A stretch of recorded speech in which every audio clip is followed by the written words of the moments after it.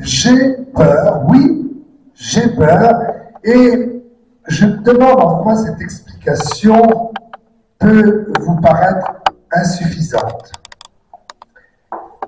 Si on m'invitait à monter dans un train destiné à une catastrophe, dans un train dont le déraillement serait marqué par l'indicateur, je refuserais.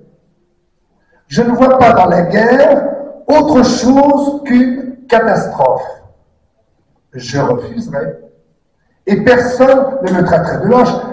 Mais s'il vous est agréable de me traiter de lâche, allez-y, allez-y, ne vous gênez pas. Si c'est cela que vous entendez par être lâche, j'accepte le mot comme un hommage. Je tiens dans cette époque la lâcheté militaire pour une vertu. C'est la plus belle vertu de l'époque, la plus rare. J'entends l'aveu de cette lâcheté, car s'il suffisait d'être lâche pour être méritant, quelle belle époque serait la nôtre. Léon Worth.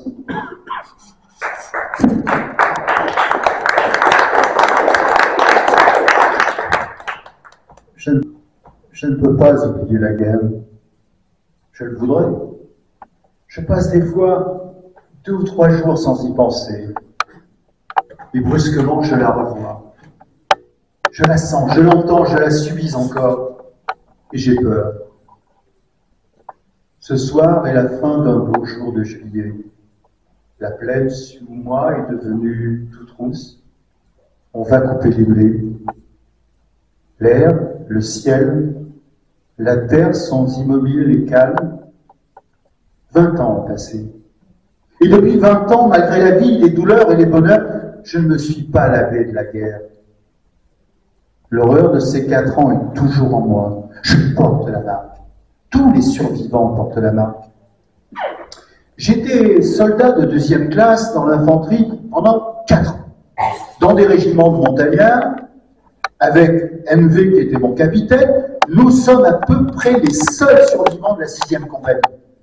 Nous avons fait les Épargnes, Verdun-Vaud, Noyon-Saint-Quentin, le Chemin des Dames, la Talle de Pinon, Chevrillon, le Québec.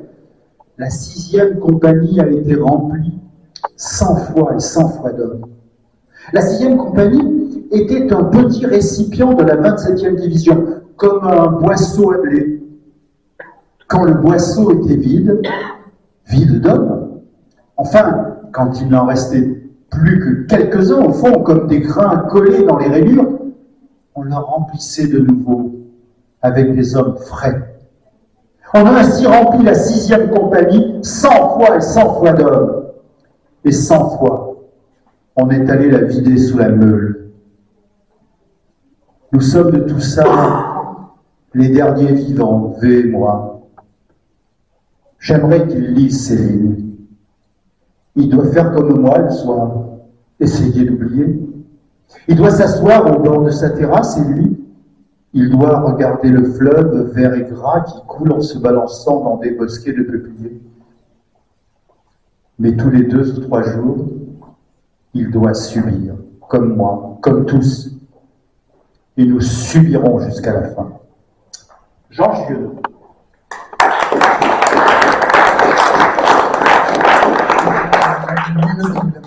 Vous l'avez sans doute reconnu, c'était une chanson de Jean Ferrat, Papapine. Et Jean Ferrat, cette chanson a été écrite du vivant de Jean Ferrat qui avait donné son autorisation pour que ses paroles puissent être chantées sur sa musique. Voilà. Ordre de mobilisation générale. Moi, j'ai cru que c'était une manif, alors j'y suis allé. J'ai trouvé bizarre, on n'entendait pas de revendications, mais plein d'ordres. Garde à vous!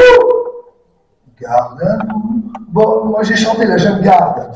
Nous sommes la jeune garde, nous sommes les gardes de l'avenir. Alors après ça, il fallait entendre le sergent. Moi je l'appelais Serge. Je lui ai dit que je m'appelais Jean, ça faisait le sergent Cherche, et puis la Jean-Jean. C'est drôle ça, non? Ah, mais lui, ça me faisait pas du tout. Il dit, vous venez nous apprendre à tuer. Et alors moi je lui ai dit, mais pourquoi faire? Je dis, c'est vrai, quand on est jeune, on veut vivre, on ne veut pas mourir. Je sais pas, on veut avoir des enfants, ou on ne veut pas tuer des jeunes qui ont le même âge que nous, et qu'on ne connaît même pas. On préfère, je sais pas, on va faire la fête avec eux plutôt que de les tuer. Ben ça plaît pas à Serge. Bon, il dit qu'il faut se préparer à la guerre. Ben, j'ai trouvé ça bizarre qu'ils veulent nous apprendre à bombarder des bâtiments que d'autres ont eu tellement sans doute de mal à construire. Serge, il nous dit, on s'en fout, après ils seront reconstruits. Ben, je dis, alors pourquoi on les détruit? Ben, Serge, il s'agace, oui, il n'est pas le seul. J'aime aussi, il gueule tout le temps. Oh, j'en ai eu marre, je suis parti. Depuis, je suis obligé de me cacher parce que, vous voyez, quand on est comme ça engagé dans les conflits, ben, on a le droit de tuer, ben, on n'a pas le droit de partir. C'est plus grave. Une personne chez qui j'ai atterri m'a dit, mais alors, t'es un déserteur? Ben, je dis, un déserteur, c'est celui qui laisse le vide en partant. Moi, j'aurais bien aimé, ça voudrait dire que tous les autres auraient fait comme moi.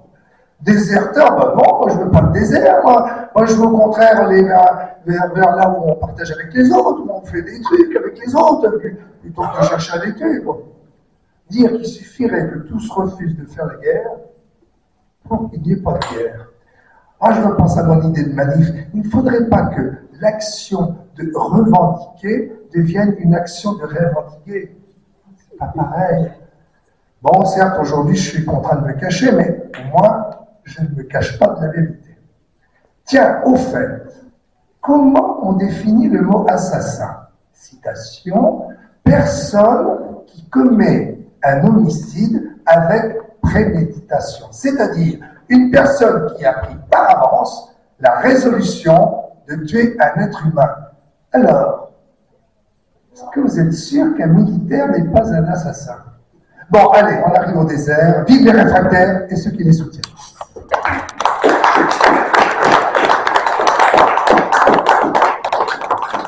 Tiens, je vais vous parler d'une histoire de paix qui se passe sur un champ de bataille. Là, 6 gaillards, équipés chacun d'une lance, discutent de leur stratégie de défense. L'un dit, compte tenu de la distance qui nous sépare de l'ennemi, il leur faudra 2 minutes pour être ici.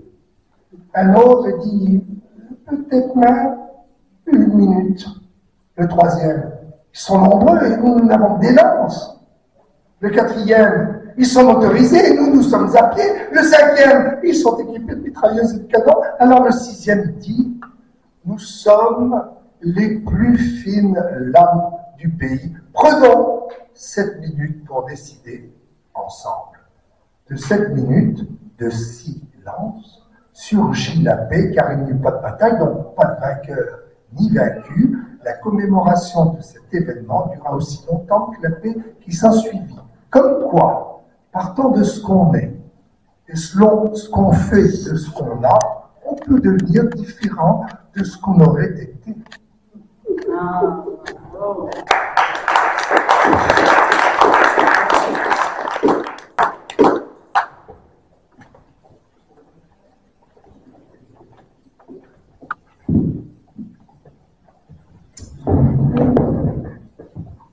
J'ai fait un rêve. Oui, la nuit dernière, j'ai fait un rêve.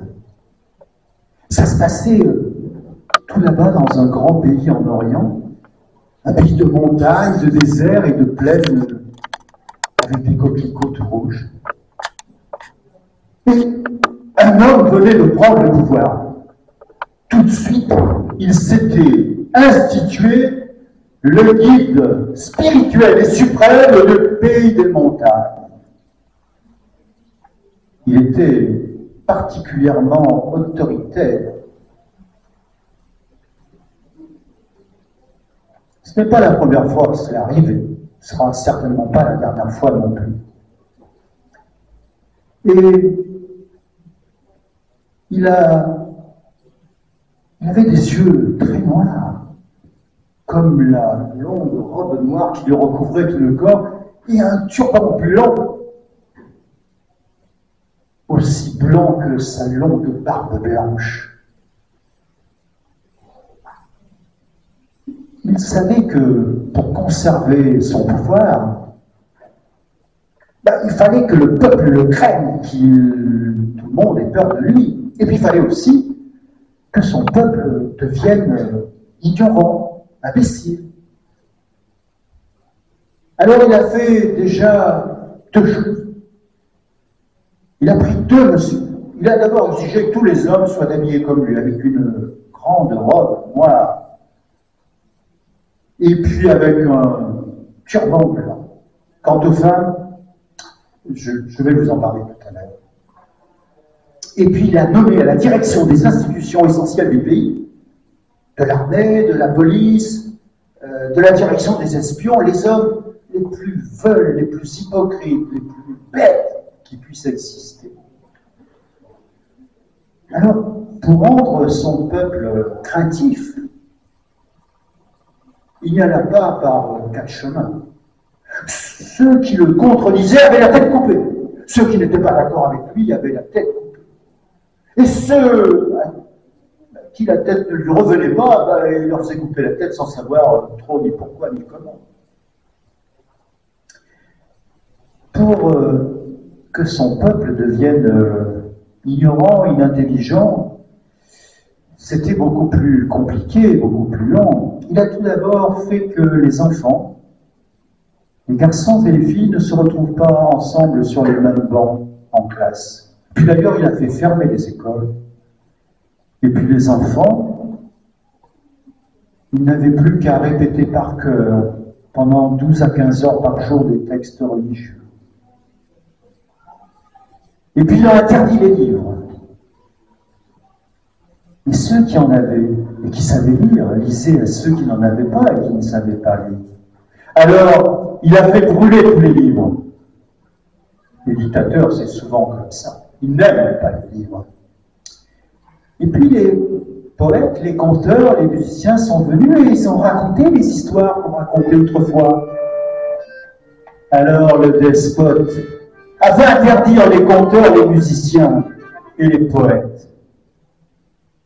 Mais le soir, dans l'obscurité des maisons, les mamans racontaient aux enfants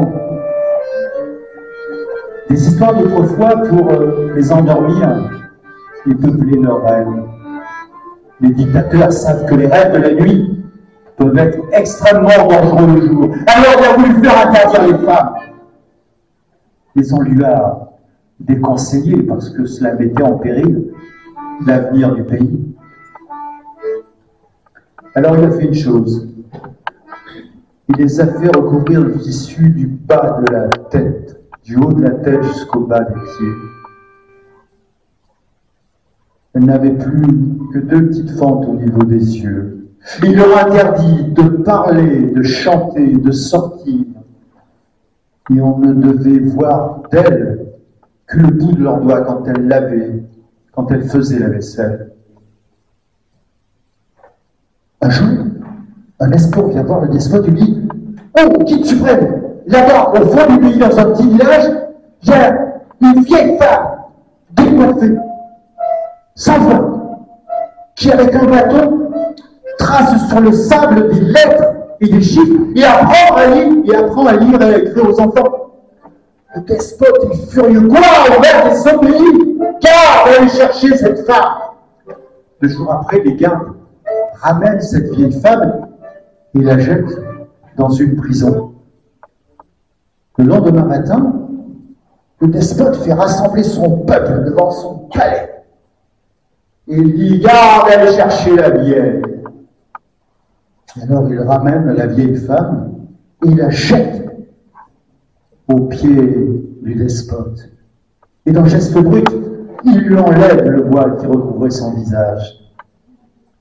Dans ce visage scintillaient 2 yeux d'un blond profond, des rides de la sagesse, de la vieillesse, mais aussi des rides beaucoup plus fines, de tous les sourires et de toute la bonté qu'elle avait prodiguée au cours de sa vie.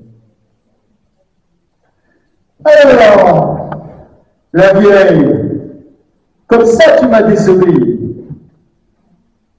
Et comme ça tu crois détenir le savoir, et qui plus est, apprendre à lire et à écrire à les enfants. Ô guide suprême, ce que je sais n'est qu'une goutte d'eau dans l'océan des conséquences. Ah, une goutte d'eau. dans l'océan des conséquences. Eh bien, on va voir si cette goutte d'eau va arriver à surnager ou si elle va se noyer. Je vais te poser une question, la vieille. Et si tu n'es pas capable d'y répondre, eh bien, je te ferai couper la tête. Et je ferai couper la tête également à ces enfants à qui tu prétendais apprendre à lire et à écrire. La vieille femme a pleuré, bien sûr. Près du despote brûle un grand feu. Il prend une pince, il prend une grosse braise, et puis la lâche dans une cruche remplie d'eau. Alors la vieille, qui de l'eau ou de la braise a fait ce que tu viens d'entendre? Ou qui suprême, je crois, la braise et l'eau. Bien sûr, la braise et l'eau, oui, mais dans quelle proportion exacte d'intensité de bruit la braise et l'eau? La vieille femme sait que à cette question, il n'y a pas de réponse, ou plutôt il y en a des milliers. Elle sait qu'elle va avoir la tête coupée. Mais elle pense aussi aux enfants du village qui vont avoir la tête coupée. Alors, une colère commence à la prendre, une colère qui la prend ici, qui commence à monter, une colère qui enfle de plus en plus, une colère qui devient magistrale et pour une fois, une colère qui est bonne conseillère. Alors elle se dirige vers le despote, toute timide, elle se redresse, et puis tout d'un coup, elle met une superbe gifle au despote. Puis il est étonné. Une vieille femme qui a osé le frapper, en plus qui lui a fait mal. Il est honteux, il est tout rouge de honte d'ailleurs. Et alors il ne sait pas quoi dire, il ne sait pas quoi faire. Et puis là, parmi le peuple rassemblé, il y a des gens qui commencent à rire de le voir comme ça, et qui rient de plus en plus. Et le rire, il l'offre, il devient communicatif à tout le monde. Et les femmes arrivent, et elles prennent leur voile, et elles le jettent dans le feu, une à une. Et les hommes les rejoignent. Et ils commencent à mettre tout nu le despote. Le chef de la police, chef des armées, également. Et alors, il les ligote, il les amène là-bas, au bout dans la forêt. Qu'est-ce qu'ils sont devenus? Ouais, écoutez, demandez plutôt au lion et à la hyène, il va encore savoir quelque chose, mais on ne va pas les regretter. Mais depuis ce jour, dans ce pays, les enfants sont revenus ensemble à l'école, garçons et filles. Les filles et les femmes s'habillent comme elles souhaitent. Vont à l'école, à l'université, au travail, et pour le même salaire que les hommes. Les conteurs, les poètes, les musiciens sont revenus. Depuis ce jour, on apprend aux enfants, dès leur jeune âge, cette histoire de la vieille femme et du dictateur. Et on leur apprend aussi que la colère et que le rire sont des armes des pauvres, sont des armes redoutables, des armes révolutionnaires, et qu'avec elles on peut se défaire des dictateurs et instaurer la paix et une vie harmonieuse.